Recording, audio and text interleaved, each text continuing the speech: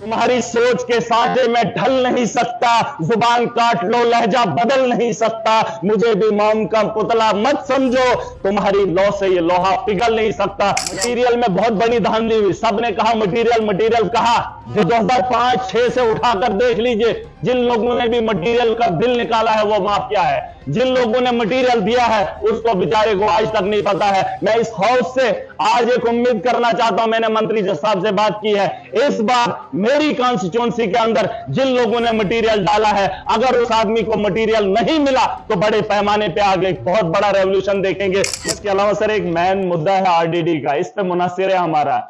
4 जो हमने बताए उस पे हमारे को कोई फायदा नहीं, लेकिन आरडीडी का डिपार्टमेंट है जिससे हमारे लोगों को उम्मीद रहती है।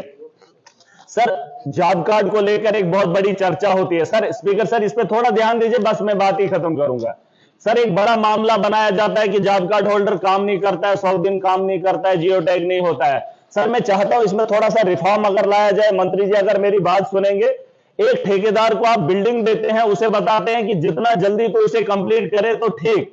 एक मजदूर को आप देते हैं 10 मीटर आपको प्रोटेक्शन वाल देना है या 10 मीटर आपको रास्ता बनाना है, उसे क्यों मजबूर किया जाता है कि पूरे साल में आपने 100 दिन लगाना है और 100 दिन में ही इस काम को करना है? क्या वो मजदूर इतना सक्षम नहीं है कि उस काम को वो एक दिन में भी कर सकता है? उसे क्यों इतना टार्चर किया जाता है, रोज रोज उठा के जियो टैग करो, 100 दिन में आपने 10 मीटर करना है? या तो उसके काम को बढ़ा दिया जाए, गांव के अंदर वो बेहतर सहूलियत दी जाए, सीमेंट का इंतजाम गवर्नमेंट करे, उस मजदूर को काम कराए। एक मजदूर जो है किलोमीटर भी काम कर सकता है, लेकिन सर सरकार की ये गलत पॉलिसी है। ठेकेदारी के तर्ज पे जैसे एक ठेकेदार को काम दिया जाता है, वैसे ही जॉब कार्ड होल्डर को काम सौंपा जाए और वेंडर्स उसी के तर्ज पे रखा जाए, वो मटेरियल भी खुद करेगा। और सर मैं शर्मिंदा हूं, वेजेस हमारे यहाँ 259 है।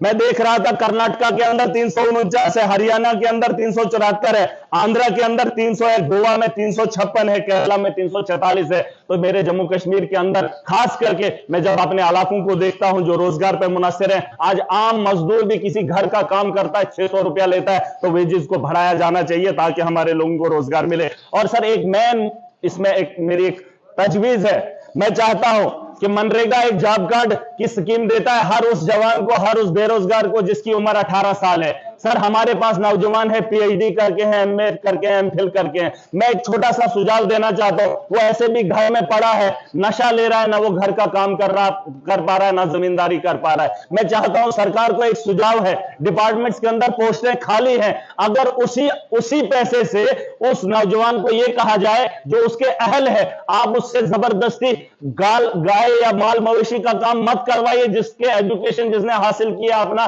वक्त दिया है एक टीचर बनने के लिए, उसके सपने को ना तोड़िए। उसे 20,000 ही साल में अगर दिया जाए और उसको उसमें वो काम करने दिया जाए, उस स्कूल में उसकी पोस्ट को फिल किया जाए, मनरेगा के तहत रोजगार भी दिया जा सकता है और उसका मुस्तकबिल भी बेहतर हो सकता है, उसका जो सपना है वो भी आगे बढ़ेगा। सर वो आपसे पैसा नहीं मांगेगा, वो सिर्फ अपना जो है वजूद देना चाहता है, अपना वक्त देना चाहता है। सर मैं बात खत्म कर रहा